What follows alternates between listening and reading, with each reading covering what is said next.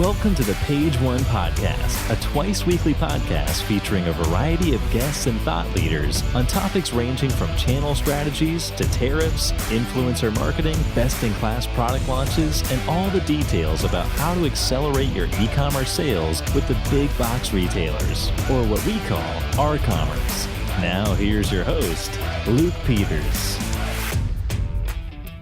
Thanks for joining us on the Page One Podcast. This is a podcast where I generally interview consumer product specialists and leaders in the industry, but today we have a special episode with Dr. Marylou Gibson, who is a virologist and chief scientific officer at Virapur, and we'll learn more about that later on. And I thought it's really timely for you, the listeners and audience here on the Page One Podcast, to kind of understand, the challenges of travel right now, with the recent coronavirus outbreak. And interestingly, I have a little bit of background in that, just enough to be dangerous. I have a bachelor's in microbiology and studied just all the fields that are involved in that in microbiology, like parasitology and bacteriology and then chemistry minor. So anyways, along the way, I worked as a hazardous waste scientist, before I started New Air. So I thought when this outbreak happened, looking at our industry, the housewares, the home and hardware industry, and for all of you listeners out there who might be traveling to China or even worried about your supply chain, I just thought,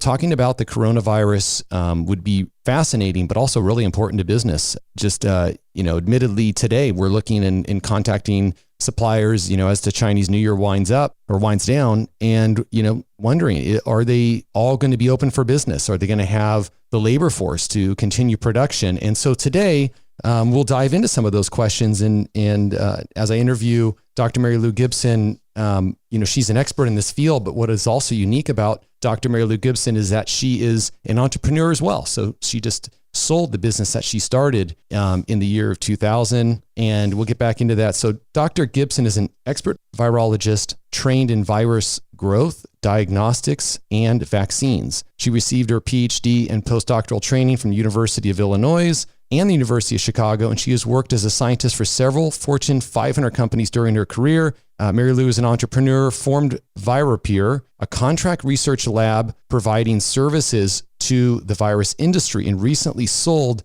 the business to Microbiologics. So Dr. Gibson, I fumbled a few of these complex words here, but I'm thrilled to have you on the podcast, and I think it's looking forward to an interesting conversation here. Well, thank you, Luke. I'm very happy to help people understand what's going on with this coronavirus epidemic that looks like it's turning into a pandemic as we speak today on January 31st.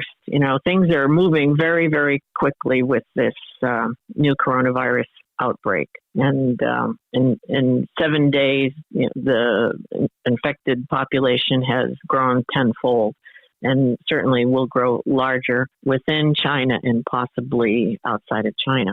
Yeah, well, that's a perfect segue. So, and I guess for listeners, we're going to dive. So I'll have a series of questions here for Dr. Gibson about the virus, but also about travel. Like, we have the International Houseware Show coming up, the Home and Hardware Show coming up, the Canton Fair in southern China, which, most of us will travel to once or twice a year. So all of this travel is happening in Q1. It's trade show season. And so besides the coronavirus, we'll just talk about travel in general as well.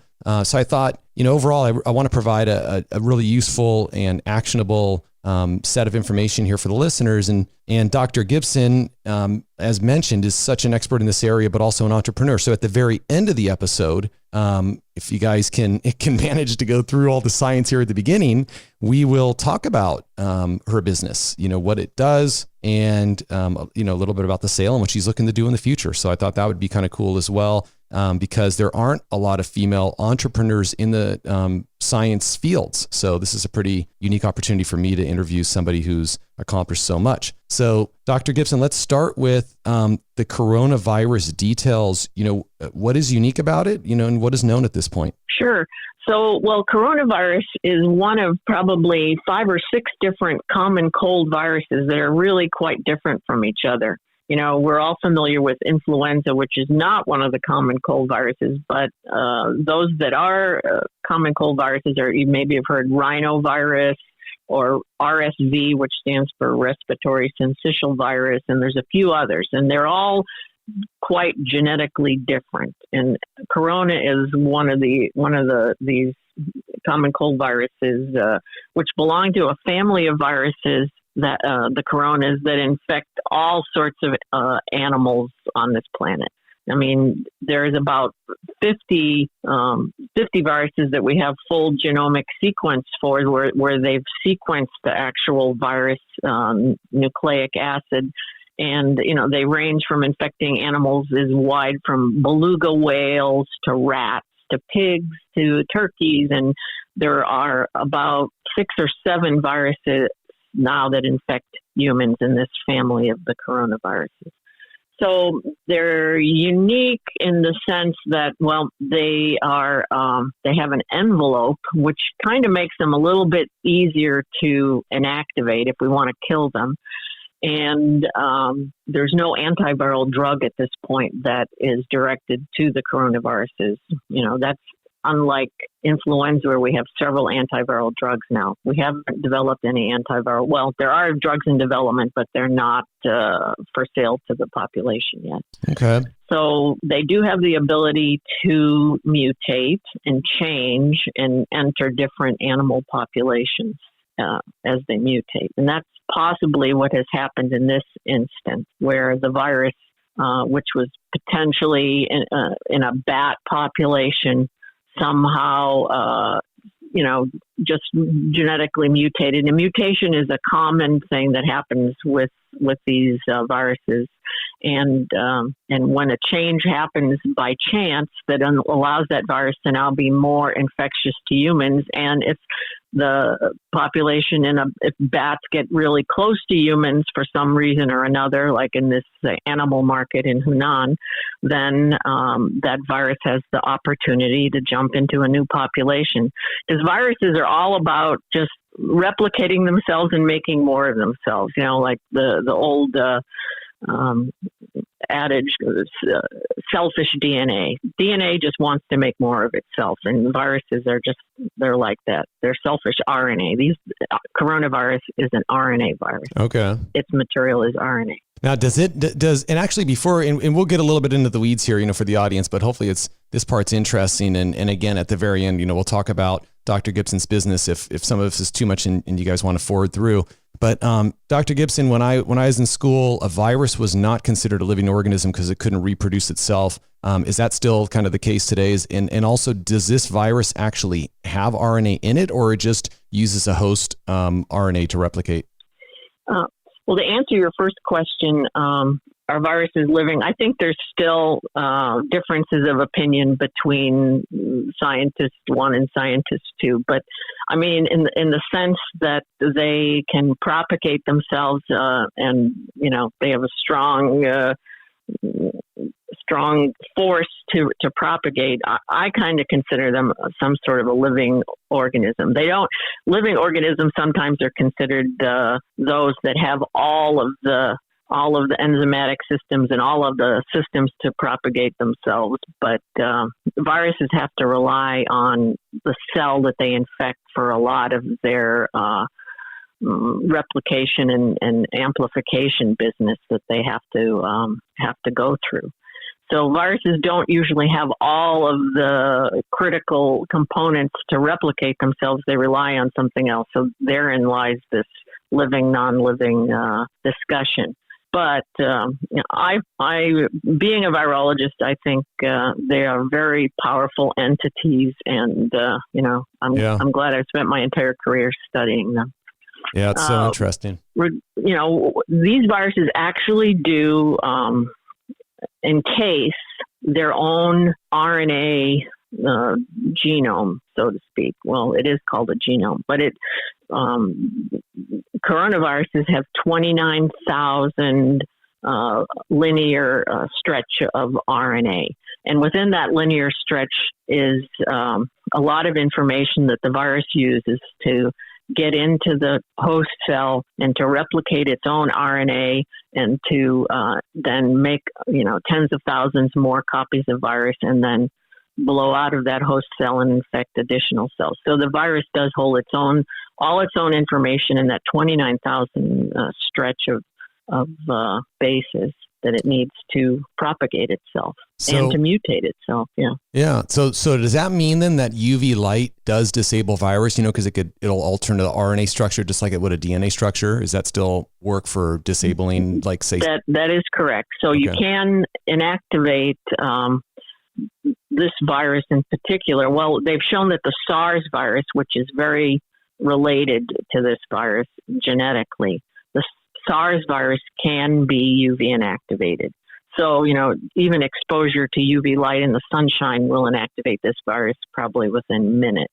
Which is really important. Just because, and again, I'll jump around a little bit and I'm trying to think of like what's important for the listener here and we'll jump into hygiene. But I asked that question just because, from what I remember, desiccation was like the best way to kill bacteria in that case, right? And it's like, we'll wash our hands and everything, but when things dry out, they die. But do you think air purification is, you guys probably have clean rooms in your lab, I'm assuming. So does HEPA air purification with UV, is that enough to capture virus particles or are they too small?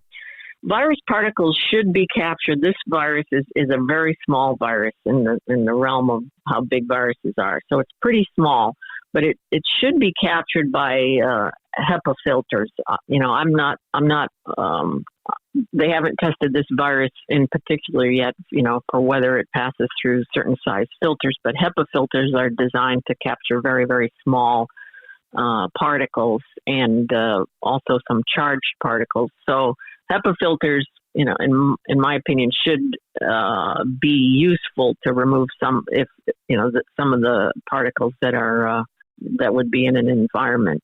But pretty much speaking, I think if you want to avoid this virus, you probably shouldn't be in enclosed spaces with people who are potentially infectious, or in a space that has recycled air. The goal would be to be in wide open spaces or places with good air that is passed through and then exhausted to the environment. You don't want recircled air. Yeah, and kind of on that question, let's jump into some travel suggestions. So this doesn't have to just be focused on the coronavirus. This is on any virus, as people are trying to avoid getting sick. And so kind of a couple of questions about that. How should people think about protecting themselves, say on a plane or crowded trade shows? Because at the trade shows we go to, I think in the Houseware show in Chicago, there's probably 60,000 people, and you're in a big, ventilated room. It's high ceilings, but you're shaking hands all day. And then on a plane, obviously people are flying back and forth. And kind of the first question here is is like when somebody coughs or sneezes and they're sick, with anything, does that create kind of like a cloud of smoke? Like if somebody's exhaling a cigarette, is it the same idea where like the smoke lingers in the air and is there a kind of a radius of infectiveness? So, there is. Okay. There is. There's been studies that study,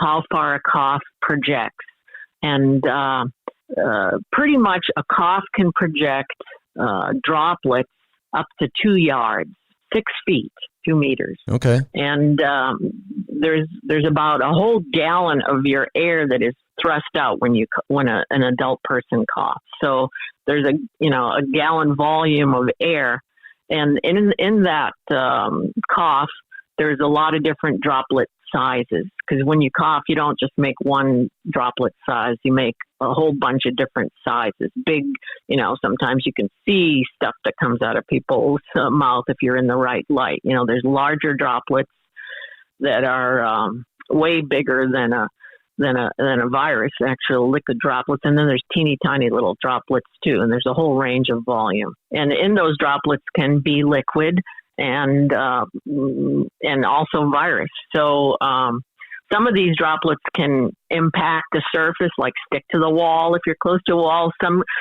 are so heavy that they fall by gravity, and some are so small that they stay suspended in the air for hours potentially. And especially if there's virus in there and it dries, it can be suspended in the air for hours. for a matter of fact, this is how measles spread so quickly, because the virus is suspended in teeny droplets, and hours later in a room, somebody could come in and get infected with measles. Yeah, and so even though it's 2 yards or 6 feet for a cough, but if it's suspended or if the air system's moving that air around in a plane, does it mean probably you're more likely to get sick if you're closer to the person, but even if you're, say, 10 rows back, there's a chance, I guess, because... Right. Okay. Well, that's true. I mean, ideally, you want to stay out of small enclosed spaces. I guess a plane... I've had friends in the last month on planes that have gotten sick from their seatmates. You want a place that has adequate ventilation and not circulating air. And I think that I don't know if they recirculate air in planes. I don't really know. But ideally, you wouldn't want the air to be recirculated. The other thing about this virus, and I'm presupposing things on this novel coronavirus that they've discovered or showed with SARS, which is a very close family member to this new virus, is that this virus can remain viable on surfaces for up to 4 days.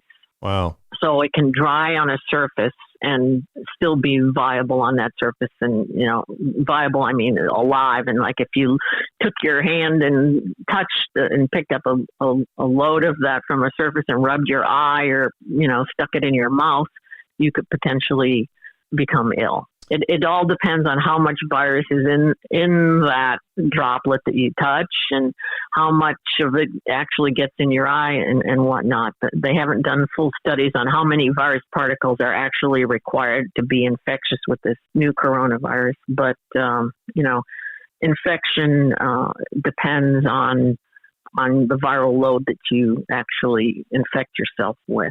Sorry, excuse me. And this one has a cell membrane, like a lipid membrane, like you said. There's a lipid membrane. Yeah, oh, that's interesting. There's two kinds of viruses that we in the world that we work with. There are viruses like this that actually bud through the membrane of the cell and pick up some of the membrane, and so.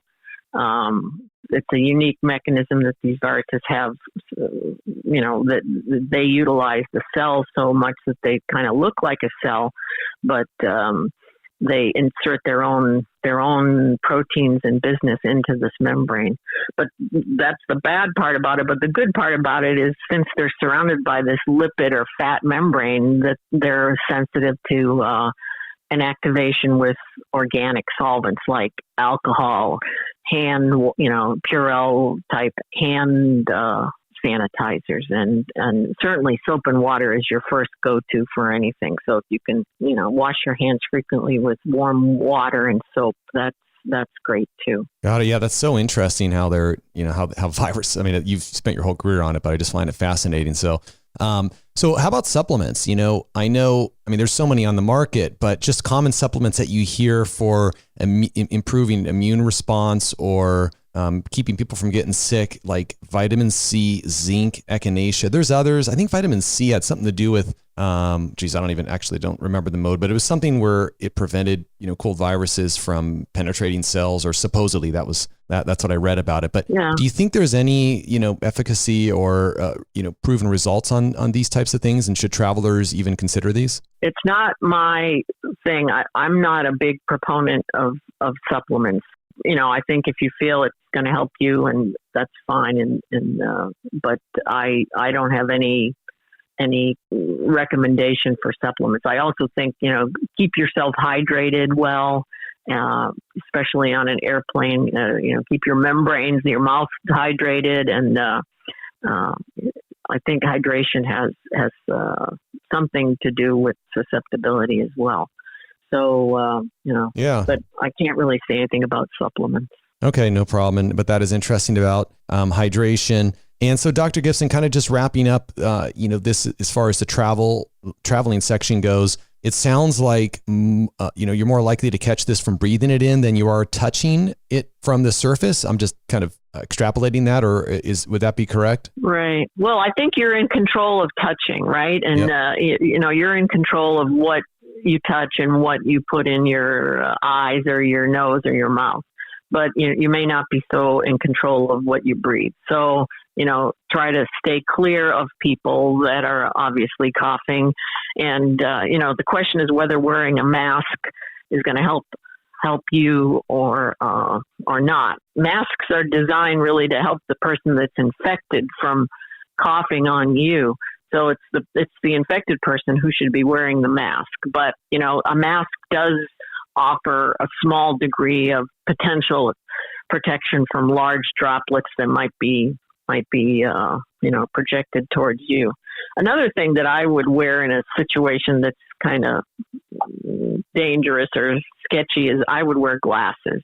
Just to, if somebody is coughing, if they cough something directly at you, the glasses protect that from hitting your eye without, you can do something about it. I was just listening to a YouTube video of a young teacher, Irish teacher in Hunan, who was going to the grocery store, and he wore his swim goggles to protect his eyes. I thought that's brilliant. He's thinking through this thing because viruses can enter through the mucous membrane of your eye. Yeah, and that's super interesting to think that way, and also just for people to understand, all the ways a virus can get in. So it's not just breathing it in, and also just like you talked about, the mask, could have some benefit. It's mostly for those who are sick, and I always just think, air and water, they always take path of least resistance, and it's hard to get a perfect seal on your face. So like when you're breathing air in, I'm guessing, a high percentage of that air is just coming through cracks on the side of the mask. Right. And most of the masks that people wear that you see on the street and in China, I don't believe are the very high pore size. They should be N95, which has a certain pore size and are designed not to let most viruses through. I'm sure, they're just fabric masks or something like that. So they'll protect a certain size of droplet, but not very small droplets or not very small dried particles from coming through. Great. And so let's dive into, what we know directly about the coronavirus. I know it changes daily. So I was looking at it this morning, and there's, I think, over 10,000, cases that are at least being reported, and then a little bit over 200 deaths. Yeah. And, it's hard, I guess, to get a mortality rate, or is there anything you can extrapolate, where this virus is going compared to, say, the influenza virus? Well, things are changing daily. So if someone listens today, it'll be at about 10,000. Tomorrow, it could be well higher than that. The mortality rate that they're calculating right now is about 2 to 3% of the people infected. But these data lag, from the number of infected people that they're reporting may not be the full number of people that actually are infected, because everybody's not sick in the same intensity. There's people that are super duper sick, that are can't breathe and have respiratory distress syndrome. Those are probably the hospitalized people. But then on the other side of this virus spectrum, there are people that maybe just have the sniffles and are barely bothered by this infection. So those probably are not counted in the full, number of folks that are being reported right now. And the other issue at this early in this, it's really not an epidemic anymore. I think it's turning into a pandemic. But another thing that is true is I don't think that the diagnostic laboratories can keep up with all these folks that are potentially presenting being infected. So there's quite likely a lot of underreporting of people that are infected because they're not really diagnosed yet. They can't, and they probably will never diagnose the people that just have the sniffles from this. Yeah, that makes a lot of sense. Right. And so just yesterday, the World Health Organization decided to make this a more serious threat, and they feel that it's a threat of the virus infection is a threat beyond just China. And they've made a move to heighten the response to the outbreak worldwide because they're worried that lesser equipped countries won't be able to respond in the same fashion that China has. China's responded, I think, in a very amazing and thorough way. The World Health leader said that there's never in history been this sort of mobilization in China as they see with this virus. Yeah. You know, it's costing China a lot of money to shut down this entire area.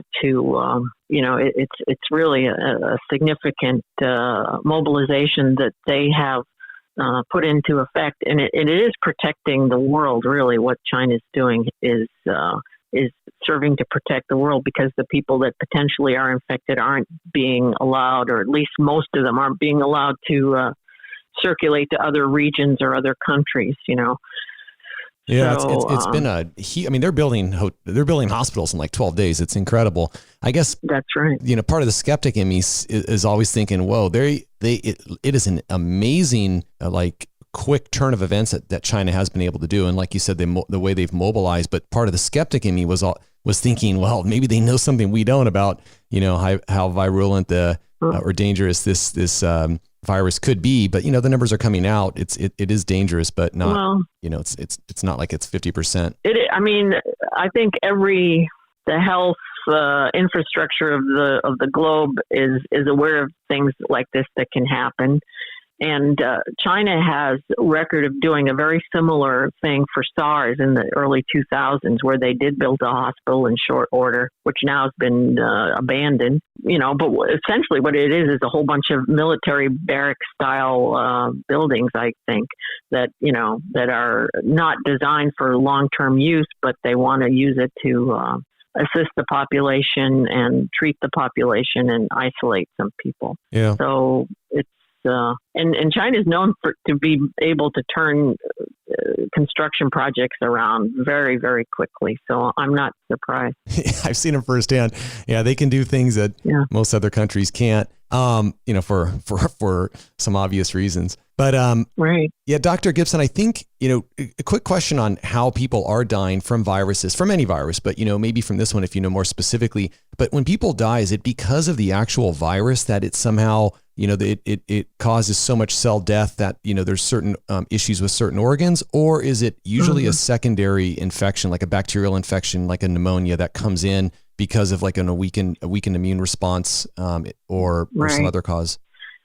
I don't know medically exactly, but what I understand is happening is that these folks are getting acute respiratory distress syndrome. So their lungs are reacting to infection, to this pneumonia. They're getting inflamed, and they can't take the oxygen out of the air adequately. So they are often put on respirators. And so they just have a lot of issues of getting good oxygen transfer through their lungs, and ultimately that's the cause of death, as I understand it. But I'm not a medical doctor either. Yeah. So some very well may be coming down with secondary bacterial infections. But I don't know really the course of the disease, and, you know, that'll come out in the next few weeks, I think, more information on that, because the Chinese have been very forthright with information. Yeah. And those infections that we've had in Western countries, luckily, have not led to any fatalities yet. So we can't really map things out exactly. Yeah, which is good news, and so we can hold on to that. But like you said, it updates daily. So, you know, we'll keep this, once this podcast launches, we'll update some numbers, to that day, because every day things are, you know, moving up 50% in some cases and changing rapidly. Do viruses like this, or even other viruses, you know, just because I remember from my studies that some of them can cause cancer later in life, and not to be alarming, I'm asking this question more from just a curiosity standpoint, because I think it's so interesting on how viruses can cause mutations and changes, you know, in their host. So do viruses have any long-term effects on people? And I guess, you know, we can talk about the typical cold and flu viruses. Right. What's known in the science community? That's a really deep question, but any virologist listening will understand how I have trouble, you know, exactly giving you an answer to that. But on the whole, you know, the RNA viruses, which corona is one, influenza is another, they usually don't have any long-term stick around effects. Your body deals with them, clears them, and you can't look for them. Your body's not holding on to their sequences or anything. Some of the DNA viruses can cause can insert their DNA into the host, and also the HIV virus can leave tracks of itself in your genome. But most of the common cold viruses, they come, they conquer, and then they leave. So that most of the common cold viruses, I don't know if I misspoke, the common cold viruses that are RNA viruses just come, hit, infect, and then burn out, either because your immune system is able to conquer them, most likely, or you die. Yep. And let's hope it's not the latter. Right. Spoken like a true virologist. Cool. That is really interesting, actually. So the RNA viruses, don't have these longer term effects that DNA viruses do, and that's what I meant by asking the question. Is that viruses can insert DNA, and I don't know a lot more than that, but that's a very helpful and succinct answer. What's a surprising fact? And I know, you spent your career on this, Dr. Gibson, but like maybe for the general public, what might be something surprising about viruses that would be interesting to know about?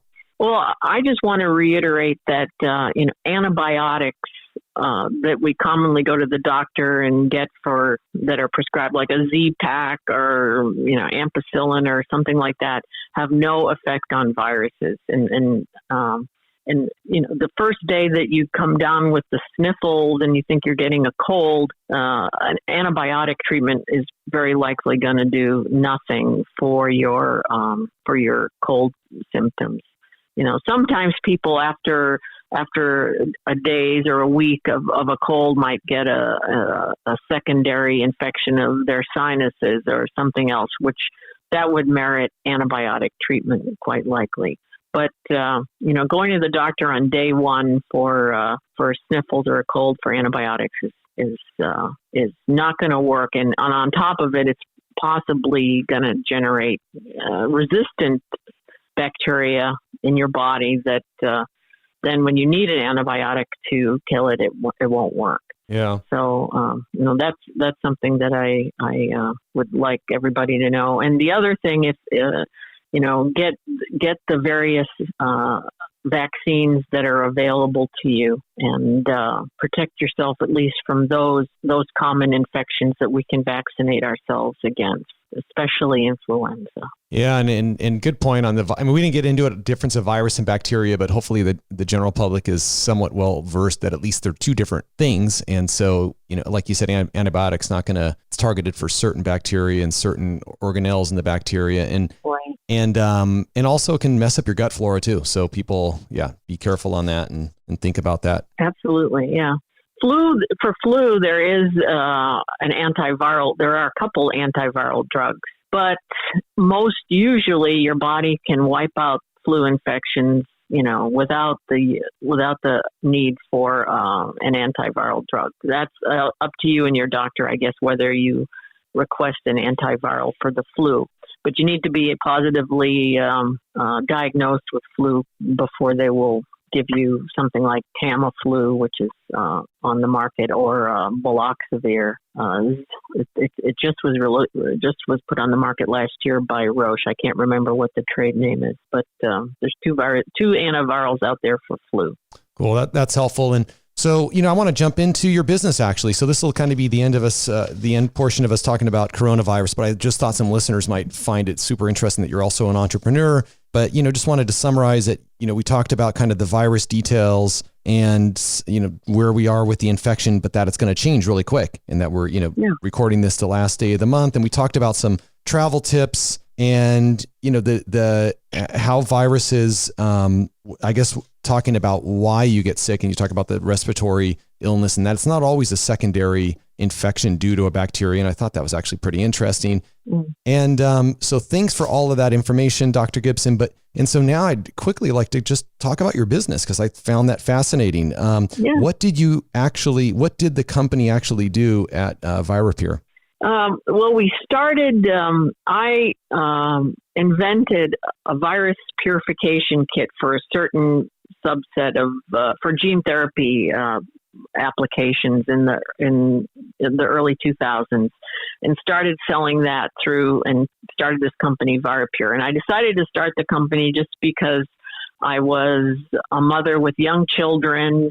I needed a little bit more flexibility from the 8 to 5 routine, to pick up kids from school and whatnot. So I decided, well, I've had enough of the 8 to 5 thing, and I'm just going to use it. There seemed to be interest in this invention, so I decided to take a really big step and get out of the work world and start this